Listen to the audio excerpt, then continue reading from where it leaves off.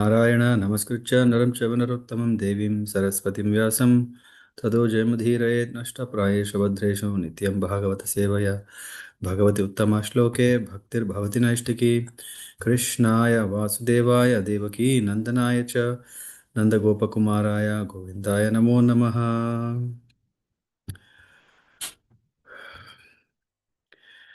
We are reading Srimad Bhagavatam Canto 5, Chapter 15, The Glories of the Descendants of King Priyavrata. Can someone see the text?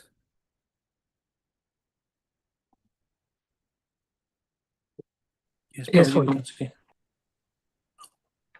श्रीशुक उवाच भरतस्यात्मजः सुमतिर्नामाभिहितो यम् ऊहा वाव केचित् पाखण्डिना ऋषभपदवीम् अनुवर्तमानं चानार्य अवेद समां नातां देवतां स्वमनीषया पापी यस्य कलो कल्पयिष्यन्ति. Srila Sukadeva Goswami continued. The son of Maharaj Bharata, known as Sumati, followed the path of Rishabhadev. But in the age of Kali, some unscrupulous people will imagine him to be Lord Buddha himself. These people, who will actually be atheistic and of bad character, will interpret the Vedic principles in an imaginary, infamous way to support their activities. Thus, these sinful people will accept Sumati as Lord Buddhadeva and propagate the theory that everyone should follow the principles of Sumati. In this way, they will be carried away by mental concoction. Tasmad Vruddhasenayam Devatajin Namaputro Bhavat. From Sumati, a son named Devata Ajit, was born by the womb of his wife named Vruddhasena. अथा सूर्यां तत्तनयो देवद्युम्नस्ततो धेनुमत्यां सुतः परमेष्टि तस्य सुवर्चलायां प्रतीह उपजायतः. Thereafter, in the womb of Asuri, the wife of Devata Jit, a son named Devadyumna, was begotten. Devadyumna begot in the womb of his wife Dhenumati a son named Parameshti. Parameshti begot a son named Pratiha in the womb of his wife Suvarchala. य आत्मविद्याम् आख्याय स्वयं संशुद्धो Mahapurusham Anusasmarara. King Pratiha personally propagated the principles of self-realization. In this way, not only was he purified, but he became a great devotee of the Supreme Lord, Lord Vishnu, Supreme Person Lord Vishnu, and directly realized him. Pratihat Suvarchalayam Pratihatradayas Traya Asan Ijya Kovidaha Sunava Pratihartu Stutyam Aja Bhuma Nav Ajanishatam. In the womb of his wife Suvarchala, Pratiha begot three sons named Pratiharta, Prastota, and Udgata. These three sons were very expert in performing Vedic rituals. Pratiharta begot two sons named Aja and Bhuma in the womb of his wife named Stuti. Bhumna Rishi Kulyayam Udgita Prasthava Devakulyayam Prasthavan Niyutsayam Hridayaja Asid Vibhur Vibho Ratyam Cha Pratushenas Tasman Nakta Akutyam Jagnye Naktad Dhruti Putro Gayo Rajarshi Pravara Udara Shrava Ajayada Sakshad Bhagavato Vishnur Jagad Rirakshishaya Grihita Satvasya Kalatma Vatvadi Lakshanena Mahapurusha Satam Praptaha.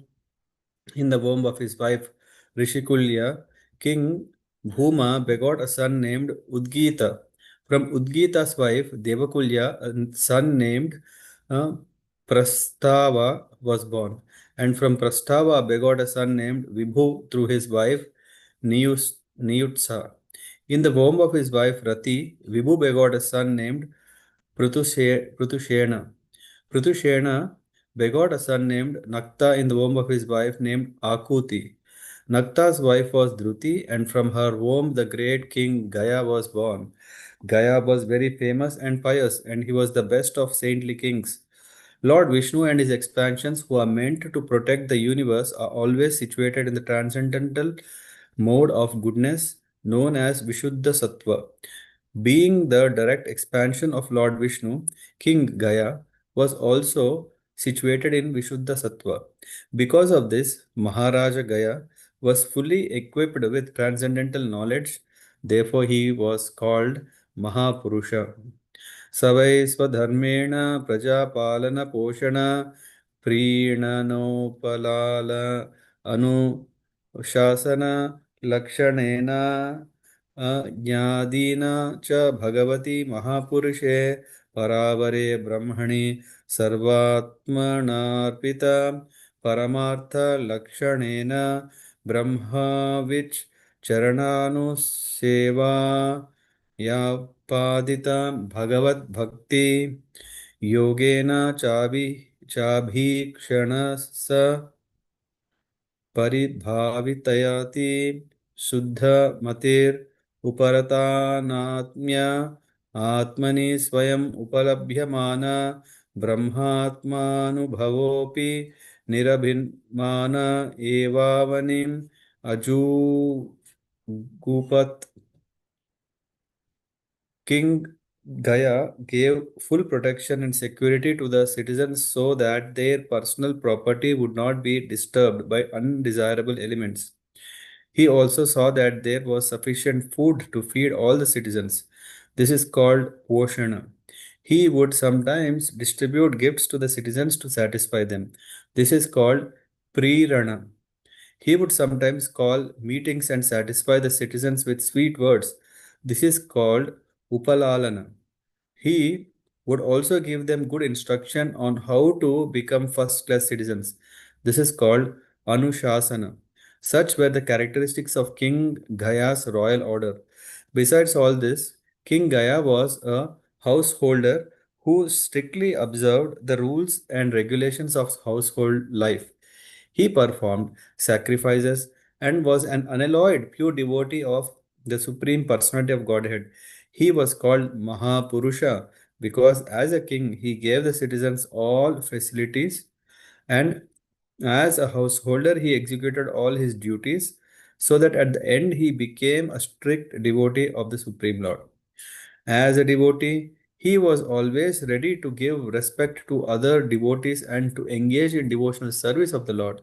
This is the Bhakti Yoga process. Due to all these transcendental activities, King Gaya was always free from the bodily conception. He was full in Brahman realization, and consequently he was also jubilant. He did not experience material lamentation. Although he was perfect in all respects, he was not proud, nor was he anxious to rule the kingdom. Tasyemam gatam pandavena puravida upagayanti.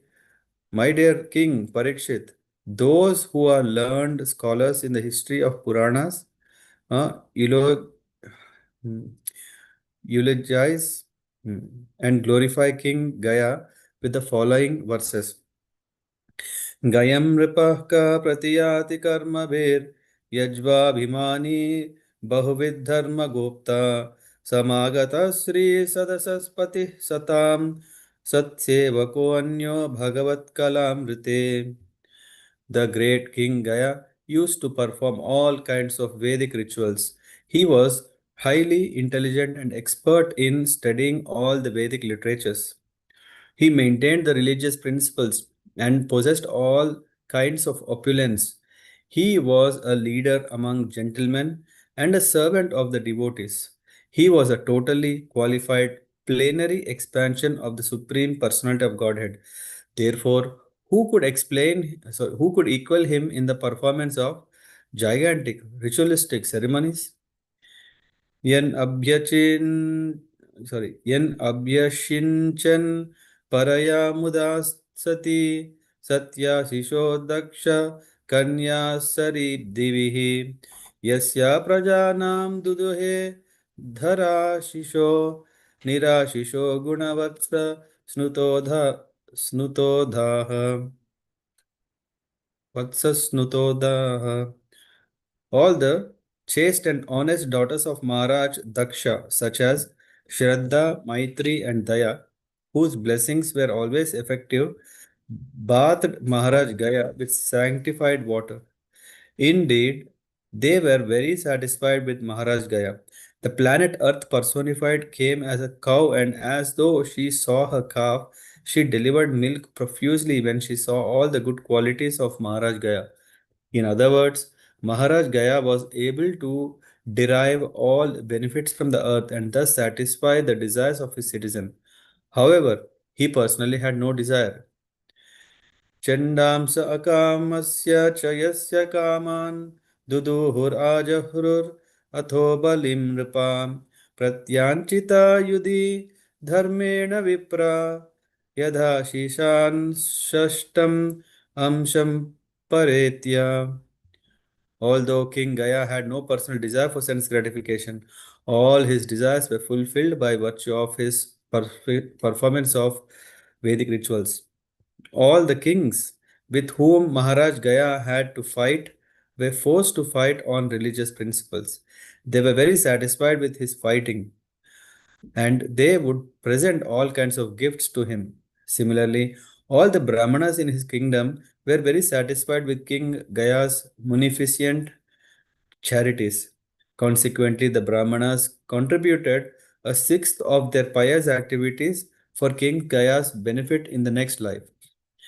Yashyadhvare Bhagavan Adhavratam, Adhav, Advaratma. Let me start. Yashyadhvare Bhagavan Advaratma मघो निमाध्येति उरुसमो पीते श्रद्धा विशुद्धाचल भक्ति योगा समर्पितेज्या फलम आजहार. In Maharaj Gaya's sacrifice, there was a great supply of the intoxicant known as Soma. King Indra used to come and become intoxicated by drinking large quantities of Somarasa. Although the Supreme Personality of Godhead, Lord Vishnu, the Yajna Purusha, also came and personally accepted all the sacrifice offered unto him with pure and firm devotion in the sacrificial arena. Did I say although? Also. Yat Prinanad Barhishi Devatiryan Manushya Virutranam Avirichat प्रीयेत सद्य सह विश्वजीवः प्रीत स्वयं प्रीतिम agat gayasya. When the Supreme Lord is pleased by a person's actions, automatically all the demigods, human beings, animals, birds, beasts, creepers, trees, grass, and all other living entities, beginning with Lord Brahma, are pleased. The Supreme Personality of Godhead is the super soul of everyone, and he is by nature fully pleased. Nonetheless, he came to the arena of Maharaj Gaya and said, I am fully satisfied. Gaya Gayantyam Chitraratah Sugatir Avarodhana Iti Traya Putra Babhuvus Chitrarathat Urnayam Samrat अजनिष्टा तथा उत्कलायां मरीचेर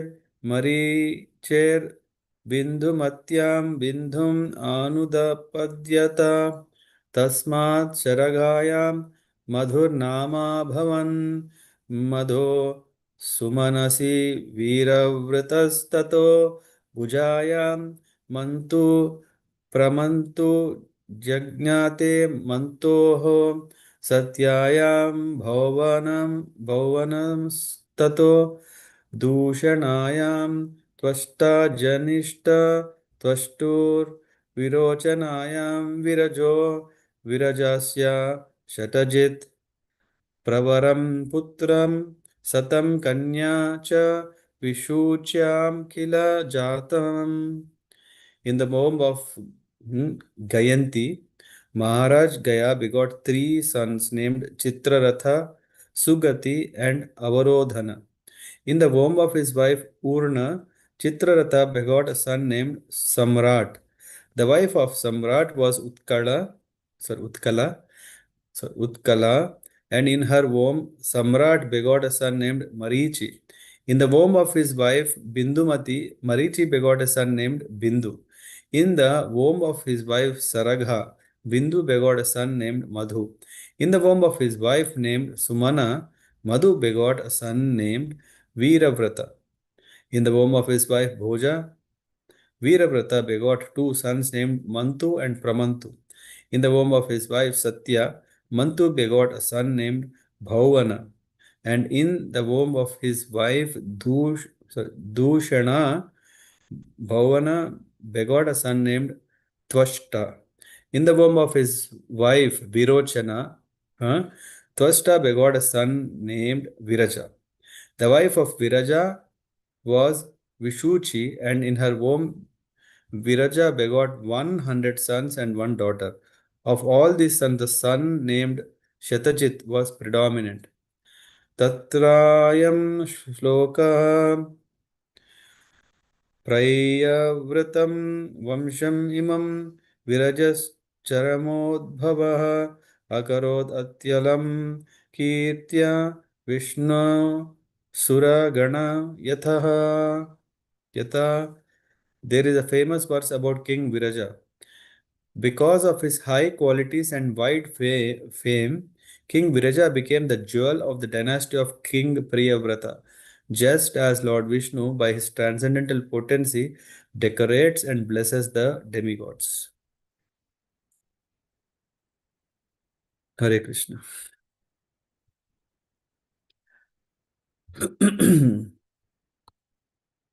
Yes, we are discussing the lineage coming from Swayambhu Manu to Priyavrata and Priyavrata's next descendants. Yeah, yesterday we finished the life and teachings of Jada, and after that we get into this 15th chapter, which is basically telling all the lineage. So which is telling who is who. Mm. And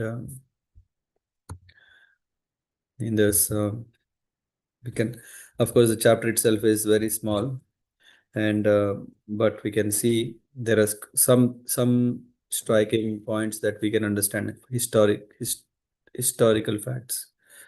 So Shukadeva Goswami is saying the son of Maharaj Bharat was Sumati, and it goes further. It is in the purport proper says hmm, those who are Aryans strictly follow the Vedic principles, but in this age of Kali, a community has sprung up which is called Arya Samaj. Have anyone heard that? Yes, Prabhuji, Arya Samaj is there. Mhm. I mean, these days we get there are a lot of there. Yeah. They are impersonalists, right, Prabhuji? Sorry, say again. They are impersonalists, right? Yeah, yeah. I mean, they don't know what personal they are, impersonal. They believe in all religions and all these kind of things. They have symbols like yeah, what do you call this?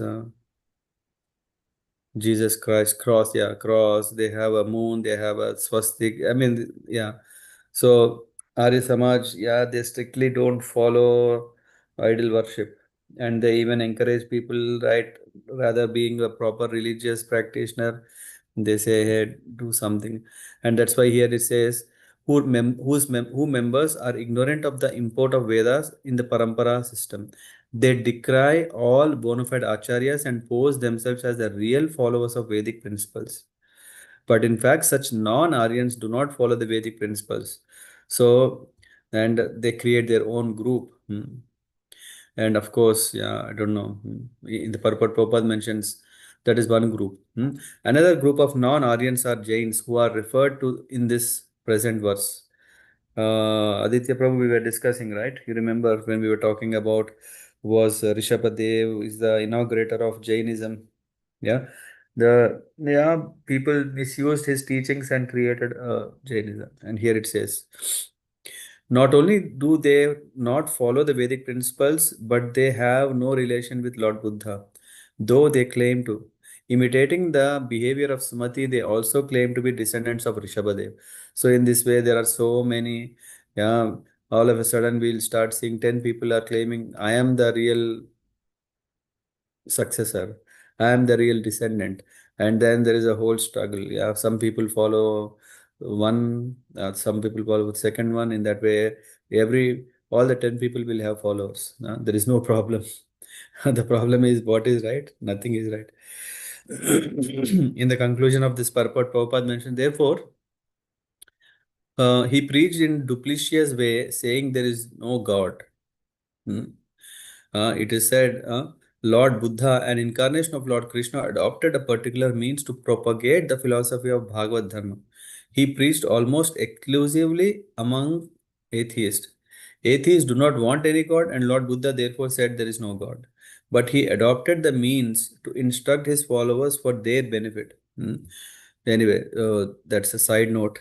And then this goes, yeah, and then this whole lineage that is described, and then King Pratiha personally propagated the principles of self-realization. In this way, not only was he purified, but he became a great devotee of the Lord. In fact, this is what we are doing in Krishna consciousness movement. What we are doing is we are changing the people from misunderstanding, misconceptions, misinterpretation to a real understanding and right consciousness. Huh? And this is what we can see here. The word yeah, Anusasmara is means God consciousness is not imaginary or concocted. Smara, Anusasmara. Therefore, the devotee who is pure and advanced realizes God as he is. And in this way, one should really become a devotee rather than one creates his own. Just like someone says Sachin is the god of cricket, for example, or someone say, hey, not even god of cricket, they may claim, oh, he's my god because no one can do this impossible thing. So one can start creating a cult and one can start creating a religion. Some people say cricket is a religion. Have anyone heard that? No. Oh. So Yes. anyway, yeah, at least I heard such kind of a comparison. So anyway, going further, in this lineage comes King Gaya. King Gaya was born from Nakta's wife, was Druti, and from her womb, King Gaya was born. And King Gaya, he was very pure, Suddha Sattva, and he is plenary expansion of the Lord. In the purport, it's mentioned from this verse, it appears that the incarnation of God are various. Some are part and parcel of direct expansion, yeah, which are like Purna Avatar, an incarnation of the Lord Himself in complete. And some are direct expansions, which are Avatar. Hmm. Mm, and then there are a direct incarnation of the Supreme Lord is called Amsha or Swamsha. Whereas an incarnation from Amsha is called Kala. Among the Kala, there are Vibhinnamsha. We also belong to that. These are counted among the Jiva Tattvas. Those who come directly from the Lord Vishnu are called Vishnu Tattva and are sometimes designated as Mahapurusha. Another name for Krishna is Mahapurusha, and a devotee is sometimes called Paurushika. Hmm. So in this way, yeah, in this way, Gaya has come, and then there is whole description about Gaya, although he was perfect in all respects, he was not proud, nor was he anxious to rule the kingdom. That shows a very nice, balanced household life. In the purport, Prabhupada mentions, as Lord Krishna states in Bhagavad Gita, when he descends to earth, he has two types of business. One is to give protection to the faithful, and second one, what is it? Annihilate the demons. Since the king is the representative of the Lord, he is called Naradeva, that is the Lord as a human being. Mm. So it is understood from the Ramayana that when Bhibhishan became friends with Lord Ramachandra, he promised that if by chance or will he broke the laws of friendship with Ram, he would become a Brahmana, uh, or a king in Kali Yuga. In this age, Bhibhishan indicated both the Brahmanas and kings are in a wretched condition. Mm. This is some detail, yeah, which is telling about in Kali Yuga, monarchy is abolished because the king themselves are subject to influence of Kali Yuga, unlike in the past. Actually, there are no kings or brahmanas in this age, and due to their absence, the whole world is in a chaotic condition and is always in distress. Compared to present standards, Maharaj Gaya was a true representative of Lord Vishnu. Therefore, he was known as Mahapurusha. Huh? And the historical references to exalted kings serve as a good example for present rulers. That's why it is said one should read about King Gaya, Yudhishthira, Prithu, and rule the citizens so that they will be happy. Presently, the governments are levying taxes without improving the citizens in any cultural, religious, social, or political ways. According to the Vedas, this is not recommended.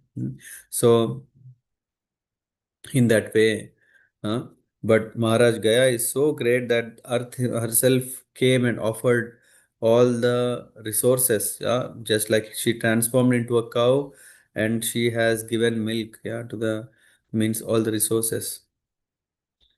Hmm. Through the good qualities of the ruler, the citizens become very happy and well qualified. This is what happens.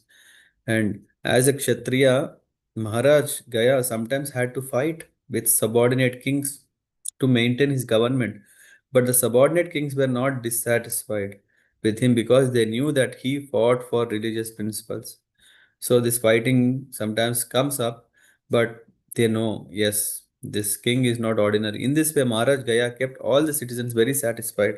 When Brahmanas and saintly persons are honored, they part with their pious activities, giving them to those who honor them and render them service. I think in this is only one sixth part is mentioned. Yeah. Consequently, the Brahmanas contributed a sixth of their pious activities for King Gaya's benefit in the next life. In this way, Maharaj Gaya was so perfect that he satisfied all the demigods who were headed by King Indra. Lord Vishnu himself also personally came to the sacrificial arena. Although Maharaj Gaya did not want them, he received all the blessings from the demigods. In this way, Maharaj Gaya, it is said, the Lord is fully satisfied and Maharaj Gaya is so great. It says, who can compare to Maharaj Gaya? Huh? Why? Because he is Lord himself. And then finally it says, there is a famous verse. Who is the son of Gaya? Viraja. Hmm? Let me find, is it Viraja? Yeah, Viraja. Hmm. Because of his high qualities and wide fame, King Viraja became the jewel of dynasty of Priyavrata, just as Lord Vishnu, by his transcendental potency, decorates and blesses the demigods. In the purport, it is said, within a garden, a flowering tree attains a good reputation because of its fragrant flowers. Similarly, if there is a famous man in a family, he is compared to a fragrant flower in a garden, in a forest.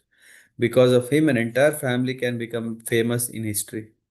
Because Lord Krishna took birth in Yadu's dynasty, the Yadu dynasty and Yadavas have remained famous for all times. Because of King Viraja's appearance, the family of Maharaj Priyavrata has remained famous for all time. Thank you very much. Yeah,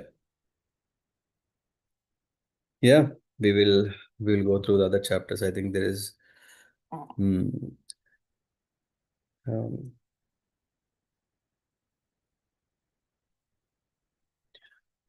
um, the description of Jambudvipa.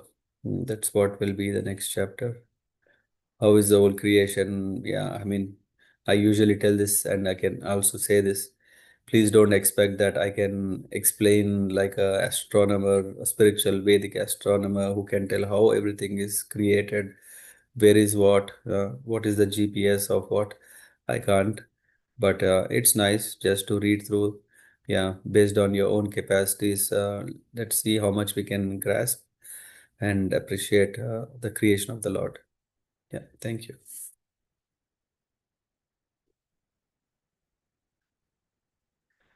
Okay, then Vanchakalpatarabhyashcha kripa sindhubhyev cha patitanam pavanebhyo Vaishnavebhyo namo namaha. ग्रंथराज Shrimad Bhagavatam की जय, श्रील प्रभुपाद की जय।